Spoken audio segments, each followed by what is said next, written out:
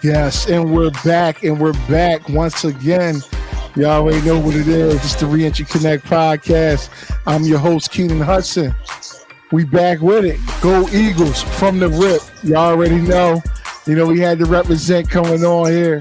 It's been a little minute, but we'll never stay away for too long. Here with my brother, Emmanuel Bayah Thomas. Yeah, we about to chop this thing down, concerning about real support and what does it look like. Bayah, welcome to the show, man. We know you was on before, but we always say, man, we're here and we're guests. We're always bringing a lot of knowledge, a lot of resources, a lot of encouragement to everyone in the world, giving people different standpoints, different outlooks on what it is to survive out here in the world. But nonetheless, I'm going to go ahead and let Bayah introduce yourself, man. Tell us who you are and how you feeling. Bayah Thomas, the love of life. I'm feeling great. I'm feeling humble. Loving and living life. It's a pleasure to be here amongst you, brother, and everybody that's here witnessing this pleasure that we are blessing y'all with today. It's a blessing to be able to share our stories, share our joy, share our pain, to motivate and inspire people to live life. Yes, indeed. Yes, indeed. And Bayah, we're going to jump right into it because I know a lot of people will always ask, what does real support look like? Most people think that they can just survive on their own. When they come home, they have somewhat of a semi-plan, when they come home. But however, it doesn't just work like that. So if you can elaborate on some of the struggles, the ups and downs you may have been through, that would be a great insight for people to, acknowledge and understand. Well, when it comes to real support, it starts at home with your parents or those that you, lost your life defending or protecting. When they love and support you while you're incarcerated, they have to do it in a way that's conducive to you coming home and being a productive citizen. One thing that's important for us is to have a home plan, and more of a home plan, employment, transportation. When we come home and we come to halfway houses, maybe we be blessed to actually have a home plan when we come home to our family members or whatever. We need those individuals. So real quick, before you can say, I want to ask you one quick thing, because a lot of times people, they look at just coming home as the ultimate goal, which is okay, but how important it is for the preparation before you come home. And that's what I was, trying to explain.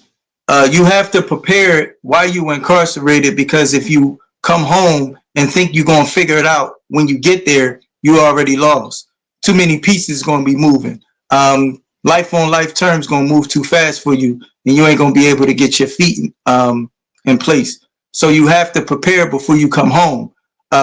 Too often, individuals that's incarcerated, they say they're going to do this and be about that when they go home, but they doing the same things that they was doing that got them incarcerated while they're incarcerated. And you don't change your thinking. So you have to read and expose yourself to different things and educate yourself, because if you don't, you're going to fall a victim to the same pitfalls that got you incarcerated in the first place. So cool. So right now, how many years of experience are you speaking from incarceration and being on the streets as well? Wow. So I'm going to say about 38 years of experience running the streets, doing a quarter century in the box, and coming home March 16th will be 3 years now. So you've been in prison for 25 years. Straight. And a lot of people would think, they look at you like, who this young boy on the screen, but them not knowing that you really been in the desert for years. You know what I'm saying? So, for sure. So going away for that amount of time, like you said, a quarter century, I'm quite sure everything has changed. You know what I'm saying? I did nearly 15 years, and I seen a lot of things change. I went away when there was flip phones and things like that. Coming out, bang. They got touchpad, eye screens, and all this Bluetooth stuff. You know what I mean? So tell me, what was the feeling like when you first transitioned out here? Well, for me, excuse me, it was like coming home and I was the star of the movie that I used to watch on TV. You know, you come home and you got everything talking to you, the car talking to you, the car park itself for it. You don't have to worry about finding something in the store. You hit the kiosk and you know it all automatically rings itself up. So it's so many different things that was mind-boggling to me. But actually having to come out and function and do things that was necessary using technology, it was a feat for me. But I didn't allow it to defeat me. Cool, cool, cool. So what type of steps did you have to take? Like when you did come home, when you noticed that you had a felony, you couldn't find a job, you couldn't get a job, or was it a struggle in any type of way? Did people frown upon, your record? Like what type of obstacles did you go through with that? Fortunately, coming to Harrisburg for the first time, I never been here before. Didn't have any family here. And I went to the halfway house to start my life anew in a new place, give myself a fresh start. So I was blessed, just being in the halfway house, talking to different people and being exposed to different people. Kurt Danish put me on Tomorrow's Neighbors, and just going to one event with him 3 days after my release, I was connected to so many people out here. And from there, like I never turned back. So was blessed with this program that's called the U Group. And you go there as a temp agency. So they give you a job. If you blessed to go in a certain time, you're going to be guaranteed a job there. And you don't have to worry about transportation. They come and get you and take you to and from work. So my transition, I didn't have to have a problem with employment. I was employed 2 weeks after me being home. Wow. Okay, so let's touch a little bit of that subject or topic of real support and what real support looks like. Because we all know that when you spend a lot of time in prison, of course, a lot of loved ones, girlfriends, things like that, they usually ride and, they'll ride the first couple years. But we all know that after that 5-year mark and that 10-year mark, a lot of people then fell off because they had lives to live. However, majority of people don't have that type of support coming home. So when you came home, shout out to Kurt Danish, Tomorrow's Neighbors, because I know you just mentioned Kurt because he's a great support system as well. But how was the support, especially whether it be family support or even, accountability, friendships you may have had on the outside? How key was that for you, before and after transition out of prison? Well, a lot of things that I accomplished was because of my support system. I had an infallible support system, and my people supported me endlessly. Shout out to my mom, my dad, have many mothers, my cousin Chubb. At the end of the day, without them, I wouldn't have been able to publish my first book, The Love of Life. They all helped me publish my book while I was incarcerated. And then when I was released, like I said, Kurt Danish at my initial reentry, but then I met Dr. Kevin Dolphin, Breaking the Chains. And that support system, home plan and all that like that there through Breaking the Chains. And so many different things came through these people that supported me. And it was times when I was incarcerated where I almost fell victim to my old thoughts and actions, but I couldn't let my people down, So that support right there made it that much stronger when I became weaker, and almost succumbed to, these thoughts and actions. And I just couldn't let my people down. So that support, was very important in my life. Wow. So you're telling me that if you didn't have that support, a lot of time you will resort back into the old habits, the old ways, being around the old friends, the old companies, that corrupts the good morals. And oftentimes we see that. We see that, there's always people coming in and out, in and out, in and out. And oftentimes when we were inside, we see people that brags about, they brag about having more than one um PP number or once a different state number, and you know what I mean, because they've been doing like 2 year stretches or 3 year stretches, and really not getting that actual clarity of, hey, this is prison. This is no place to play with. We've been around a lot of people that had life, they had death sentences and things like that, who really cherish freedom, who really would do anything to gain that freedom. But here it is, people that are getting smacks on the wrist, they keep going back. Now, if you could give some advice, to individuals that's in the half, because there's a lot of people right now that's in the halfway houses that, looking at these videos and stuff. And a lot of them, sometimes they'll get like home passes and things like that, but they kind of resent.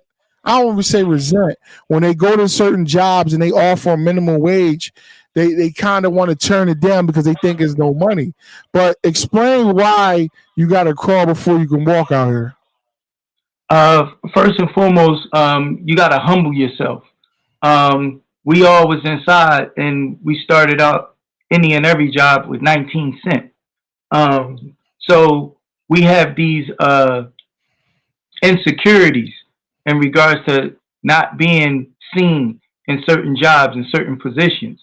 But it's too many of our brothers and sisters that lost their lives in the cell. Never get a chance to work at McDonald's and or any job that you may think that's unbecoming of you. Humble yourself. Take care of your family the right way, because you go left thinking you going right and you back in the cell again. It's a beautiful thing going to work and coming home to your family and knowing you don't have to look over your shoulder, and or when you hear the sirens, you ain't got to worry about the people locking you up. Something different and something special. Cherish your freedom, cherish your life, love your life. Gotcha. Now, and that's a great thing for you to share that. And a lot of times, often people, like you said, they put an emphasis. I would say the parole system. Parole system, a lot of times, put an emphasis on home plan and work plan. That's it. But I believe that education and self-development is very important as well. Because without education, without, like I say, self-development, self-care, building your own self up, learning different things, shaping your character to the person that you really want to be in life is very important.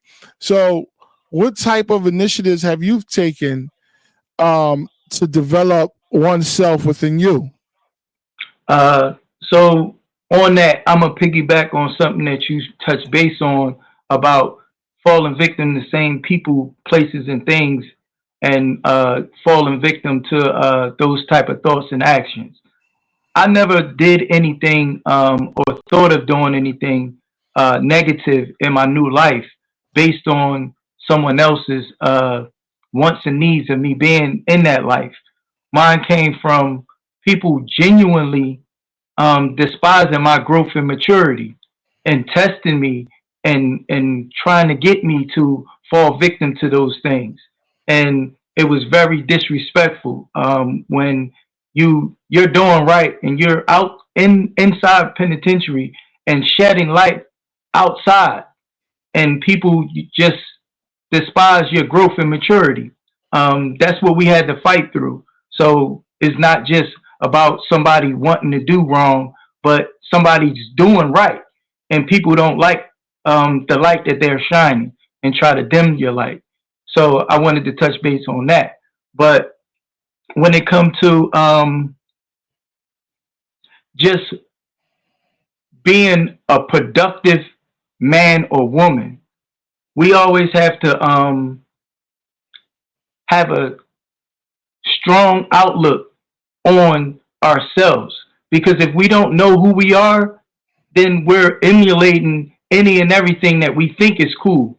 so many of us have identity crisis when we don't know who we are. So you have to focus on your character, your integrity, your morals, your beliefs, not what you think and what people told you, because that is where it starts with you.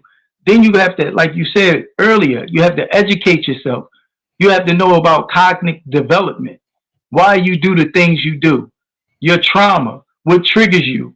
These are the things that helps you become a better person. Because if you don't know why you act the way you do, then you're going to fall victim to acting that way, you know, continuously. But if you understand the way you think and your feelings and how they affect your speech and your actions, then you can do something about it.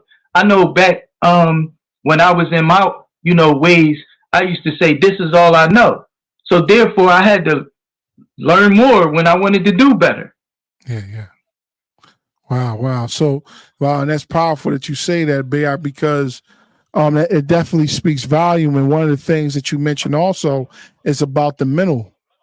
The mental is very important as well, above all things. Because I remember in the past you mentioned that you was in a cell speaking to yourself, screaming, saying he was trying to kill you. And then you realize that it was yourself. You was the one that was in the cell. So most people don't understand, but real quick, most people understand sometimes too that mental health, that mental ability, because especially when you're doing time, everybody's different.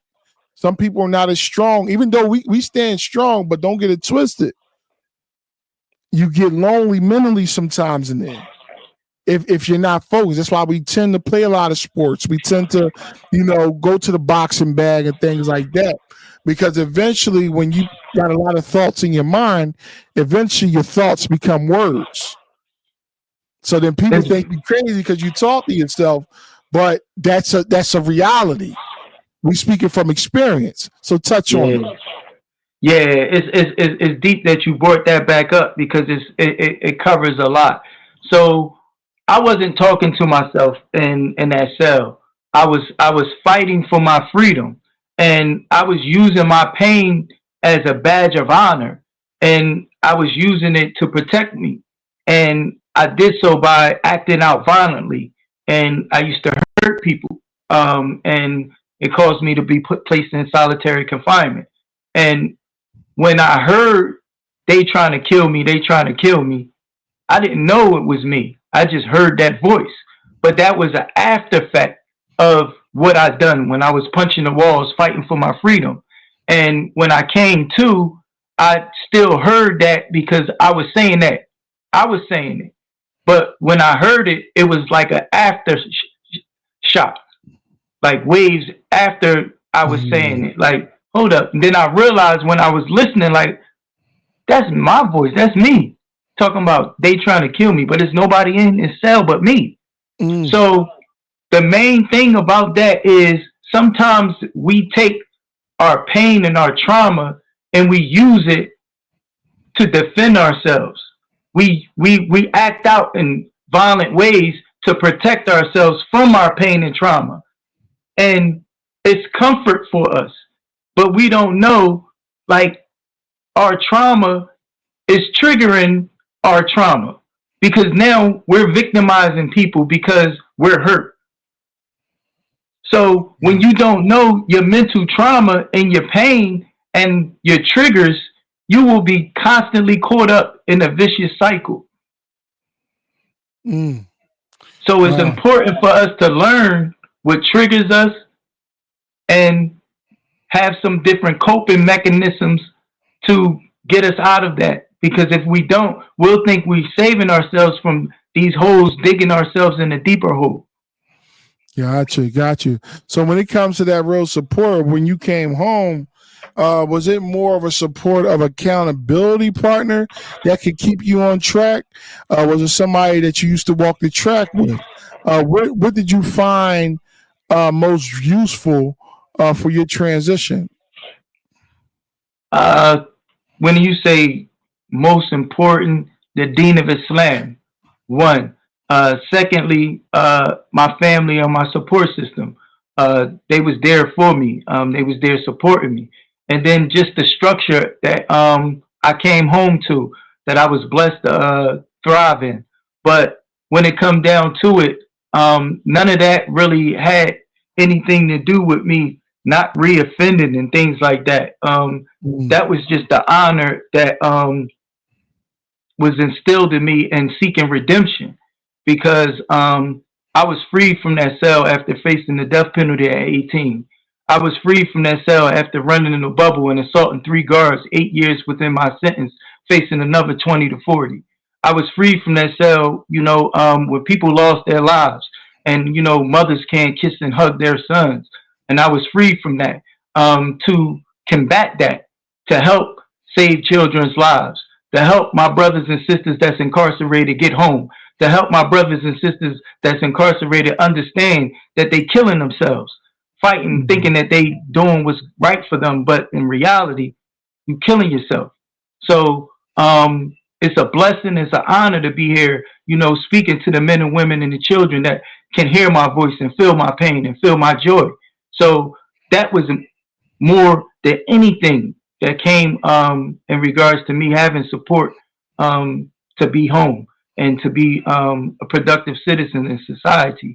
So that's where my support came from my family members, friends, and you. You were one of my biggest supporters. Yes, sir. Yes, sir. I appreciate that, man. And sometimes I always reflect, man, and I always tell myself, man, never forget where you come from. Period. That's why I always try, I support. Again, like I tell everybody, I don't post everything I do. Especially in regards when it comes to people coming transitioning out, because it's not easy. A lot of people think, oh yeah, you home, yeah, this, that, and the third, but that's just the beginning. They don't understand that, sometimes you got to work one or two jobs. I tell people all the time, walking in the rain, you got to get on SEPTA and stuff like that, crawling before you can walk. Not everybody is built for that. A lot of people used to the fast money, but fast money that's slowed up. So it's a lot of things that's different. And real quick, I want to touch on something else that's really important for a lot of people, when they come home too, is on actually like relationships. A lot of people might have girls that have been riding for them. Some may not. Some may have got married in prison that came home to them, wound up leaving. Um, how how was it for you? Like when you came home, did you get right into a relationship? Was a relationship the best option? Is it the best option for people to do when they come home, or should they wait and take their time? What do you think about that? I know that's a tough one, and you know my story, so that's deep. So for Oh, me and if you don't want to personally, touch on it, it's okay. If you want to, yeah, nah. You asked the uh-huh. question. My truth is my truth. Yes, sir. Fortunately for me, I was in a relationship while I was incarcerated, a long-term 10-year relationship, off and on, and Mm-hmm. me and my partner, we had actually ended up getting married after I came home, but we met while I was incarcerated. So caution to this, caution to this. We learned each other while I was incarcerated, and it happened in as we can say, like a honeymoon phase, where everything was right, everything was good. So much of arguments or misunderstandings was almost non-existent, until pretty much my parole process came into an effect. So that was the first tell signs of trouble.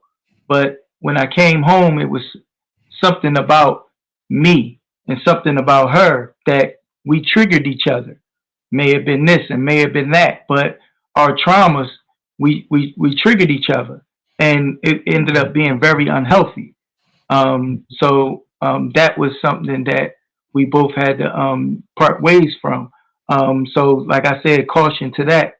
Some people come home and they have genuine love in their heart for people that they're with, but we really don't know each other, because we just getting to know each other, as man and woman being free. May it be the woman or the man. So we have ways about us that this person may never seen. Now you can't hide it because you're living with this person. and these things may trigger one another. And if we don't know how to deal with that trauma, and we just unleashing, our defense mechanisms, it can be very traumatic for the other person, and it can end up being an unhealthy relationship. So, I was blessed to enter into another relationship that's healthy, and to be honest, my trauma and her trauma triggered each other again. But we were able to talk that out. We was able to hear and feel each other out. Unfortunately, my failure in my first relationship helped me in my second one, um, Mhm. to learn from what I did wrong or what I didn't do right, what she did wrong or what she didn't do right, and then try to understand, um, because all I want to do is love. If anybody knows me, knows I'm the love of life, and I don't hold no animosity in my heart for anybody. So I'm definitely not going to do it for somebody that I love. So I fight for that. I'm always going to stand on that. Gotcha. Yeah, because a lot of times, man, well, majority of the times, the reason why a lot of people go back to prison is to try to support a relationship. You know what I mean? A lot of times, the woman, nowadays, a lot of women are the breadwinners. Like, but what happens is men are try to keep up to that standard or try to say, well, I got to do something, I got to do this, I got to do that. And then they find themselves scrambling and reverting back to the old ways, or they wind up robbing somebody and things like that, which is not a good thing. You know what I mean? Like even like see me when I came home, I was real focused, man. Like I was so focused because mind you, going away at 15 years old, coming home, it took me about a year and a half to even start dating. Like you know what I'm saying, and but because I was focused on things, I had goals. Nobody was going to pay my bills, so I had to keep grinding. You know what I'm saying? So I was just learning things, but still, do I desire, to have children? Do I desire to have a wife? Absolutely. You know what I mean? And a lot of times we gotta remember, life be lifing out this joint. You know what I'm saying? We gotta live, we gotta again, paying bills, we gotta manage things, we gotta sustain things, we gotta do a lot, you know what I mean? But at the same time, I believe that everything happens in due season. Everything is a time and place for everything. Everything it just got to happen right away. You know what I mean? And everybody's different. We can never compare ourselves to other people because we all have our own life to live. You know what I mean? So that's a wonderful thing. So yeah, without further ado, real quick, Bayak. Um, so and congratulations on your like you said, your new Ah! relationship, man. You had the baby, man. Oh man. Tell me, man, how does it feel, man, to be a new father to Gigi? Huh? What's going on, man? Ah, Tell us that feeling, man. For you spending 25 years in the prison, man, and you finally got a child. How does that feel? man, it's out of this world, man. It's another level. Um, Alana is something special, beautiful, and we've we've been blessed with Golden. She's so beautiful. She's so smart. She's so strong. How many She's going to pounds? be How many great. ounces did she come out? She came out 5 pounds 6 ounces, 11 inches. Woo! Yeah, yeah. She's special. She was a preemie, but um, she's so determined. It's Wow. like every moment when the doctor said this or the doctor said that, that little girl, she fought for it. She fought Wow. for it.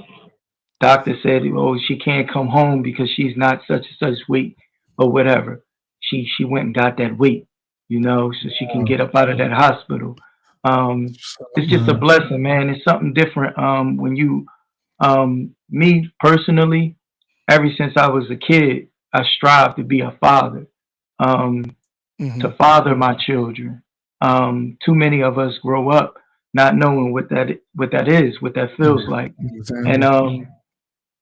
I vowed to myself and to my unborn children that I'll never be a deadbeat dad. You know what I'm saying? Yeah, So it's a blessing, man. absolutely, absolutely, and that's what's up, man. Really appreciate you sharing that, man. You going in depth. Like you said, man, it's a wonderful thing, man, that you have a family. Like you said, the Most High blessed you with a child. That's what's up, man. Hopefully, there's 5 more kids to come. You know what I mean? I'll be there for the wedding and everything, man. You know? but nonetheless, man.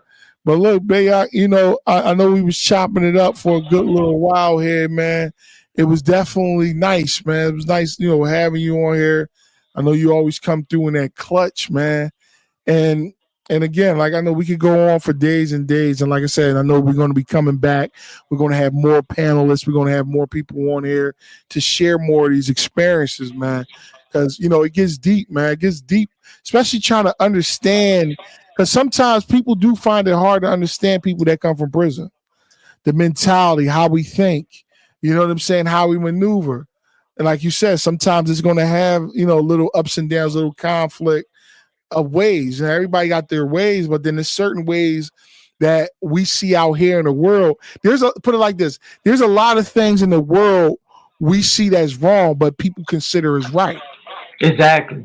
You know what I'm saying? And then vice versa, So and then we tend to come from that stern manhood, like, yo, there's certain things you do and there's certain things you don't do. You know what I'm saying? Especially rather than heated arguments, whatever the case may be. There's certain things you say and there's certain things you don't say. Exactly. You know what I'm saying? Because certain things, like you said, how many people you done seen got aired out for saying 2 wrong words? No doubt. You know what I'm saying? Got almost stabbed to death for saying 1 bad word. Yeah. You know what I'm saying? So it's a lot of things, but again, adjusting and learning to adapt. Not saying that we have to conform, not saying that, we have to, do everything that the world is doing, but at the same time, just learning to adjust. That's all it's going to take. But, like I said, Bayah, yeah, this was definitely a nice thing having you here. But go ahead, put your book up again. Let them know about your book. And we know you're going to be relaunching, doing another one too. That thing called The Love of Life. Yes, by Emmanuel Bayah Thomas. You tell them what that thing about, Bayah. Love of Life. Just a combination of articles that I wrote, letters that I received from my support system, as well as spoken words, poetry that I wrote myself. This is a refined reflection of me, my character, the tangible representation of who I am, and more importantly, who I was while I was incarcerated. This was my flagship of the Love of Life LLC, who I am the CEO of. While I was incarcerated, I wanted to send my representation to the world before I was released. So this is what this is. Unfortunately, while I was incarcerated, I sent it out to a publishing company, third-party publishing company. I can't even say their name now because they changed their name, but they was vultures and they stole my book. But this book here is still for the people, so you can go and get it off of Amazon. The Love of Life by Emmanuel Bayah Thomas. Absolutely, we appreciate you, Bayah. And no doubt, without further ado, shout out to Alana, shout out to Lil Gigi. We appreciate y'all. Can't wait to see y'all really soon. I know we've been debating on, when we set up a time, but it's all good. But without further ado, y'all, go Eagles. Y'all already know we in the Super Bowl. So y'all Big Bird Gang. Big Bird Gang. Bird Gang. God, man. But without further ado, y'all go ahead, y'all take it easy. It's the Reentry Connect podcast. I'm your host, Keenan Hudson, and y'all know how we do it. We always do it well. Share this thing with somebody that's coming out of prison, somebody that's literally just working their way, little by little out here in the world. And I'm telling you, it's going to be a blessing for them, just hearing our experiences. But without further ado, Bayah, you have a good night. I appreciate everything you do. Peace. Live and love life, bro.